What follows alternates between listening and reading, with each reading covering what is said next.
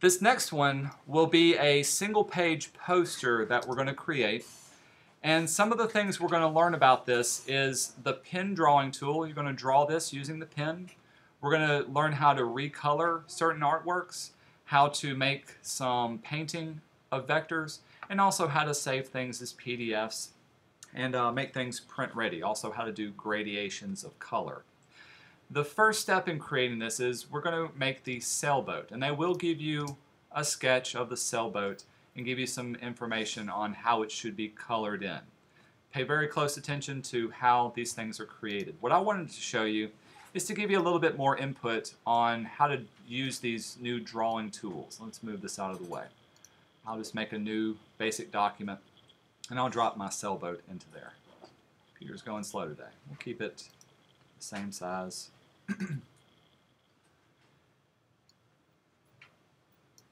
We'll go to File and Place, and I'll place my sailboat, which should be on my desktop. Y'all don't forget to also save everything that you have to a folder with your name on it. And I'll place the sketch in right here. Of course, I didn't make it as a transparent, or excuse me, a tracing layer.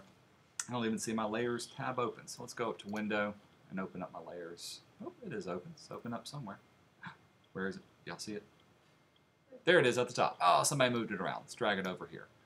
I'm just going to lock this one down and we'll work on a new layer. The new tool that we're learning is what I would consider the workhorse of Illustrator. It's the pen tool. The pen tool looks like a regular old school writing pen. If you click and hold on it, there's some other kinds of pen tools, adding anchor point and the anchor point tool. The main one that we're going to be working with is your regular pen tool. With it, unlike the other shapes tools, I can actually tell Illustrator exactly where I want to place my vector points. So with this one, as long as I click once, I can add a point and you can see it will follow my pen and it'll continue to draw off that particular line. Very easy. If I wanted to close off this shape, if I go back to my starting point, you can see I get a little circle next to my icon and it closes it back off and I can work from there. Let's make the stroke a little bit bigger so we can actually see what we're working with. If I needed to make curved lines, now as long as I'm clicking just once, I'm adding individual points. To make a curved line, you click and drag. And these will give me these two handles. What are the name of those handles?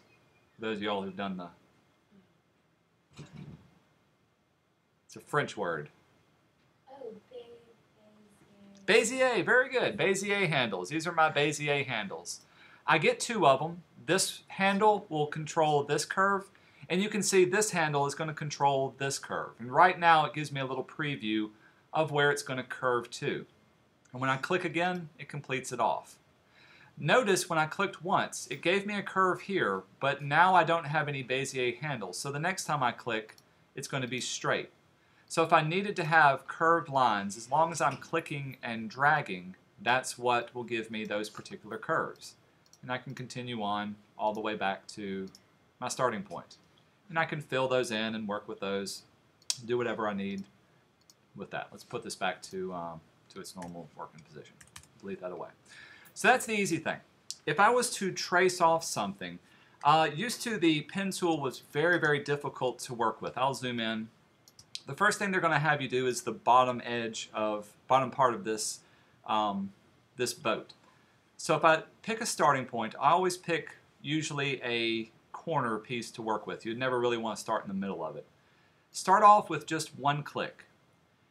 And I'm looking ahead. Do I need a straight line or do I need a curved line? Obviously I need a curved line. So what do I need to do to make this into a curved edge?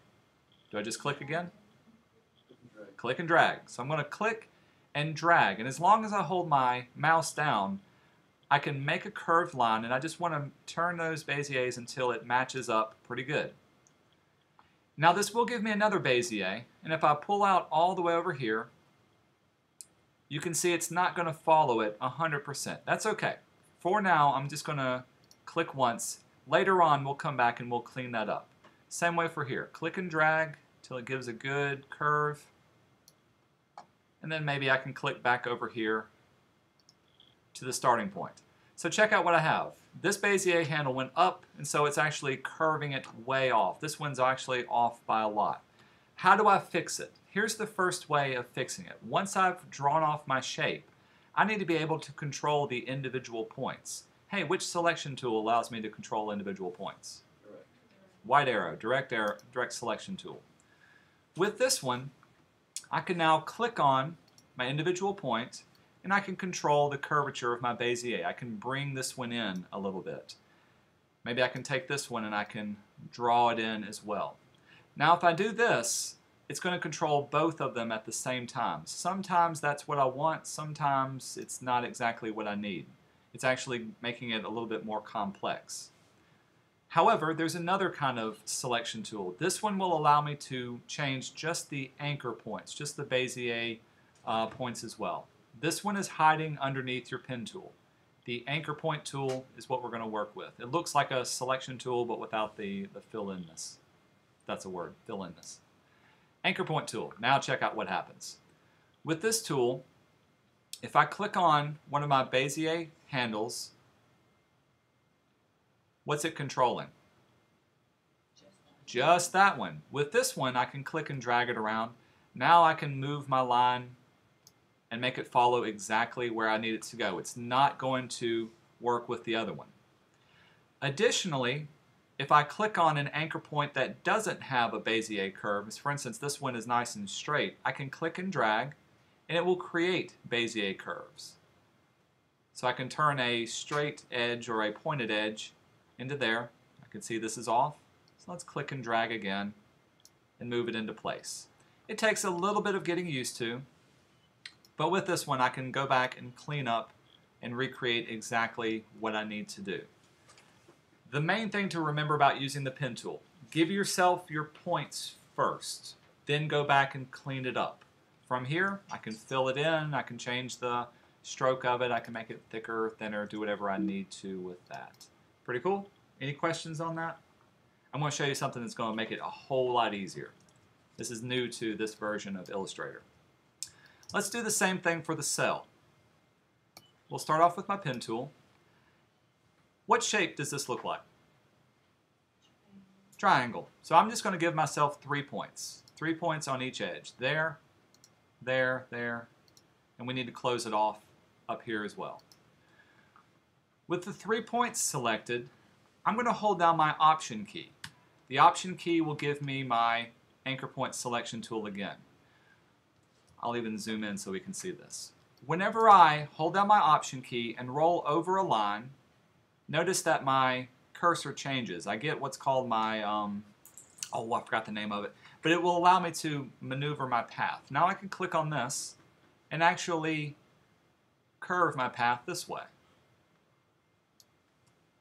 I do have my Bezier handles, so I can adjust it as necessary. Whoops, sorry, I'm going too far. Hold down Option, click again, and I can bend my path to where I need it to go. It's obviously going too far here. Hold down Option again, and then we can clean it up from there. Let's do the same thing for the bottom. Option, click up, and now I'm starting to clean it up. The main thing is I started off with straight edges, hold down Option, and now I can give myself the curved edges that I want. And I don't have to worry about clicking and dragging and where each thing goes with that. Same thing for drawing these. Got my pen tool. Make sure you got the pen tool. Starting point and a stopping point. What do I need to hold down to curve that? Option key. Option, we'll click and drag it into place. Now since I'm connected to this, if I click again up here, it's going to draw and connect. It's not exactly what I want.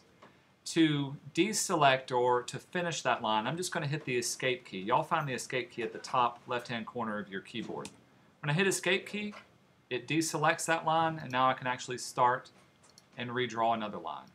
Option, click and drag into place. And this makes things go a whole lot easier from that as well. Pretty cool?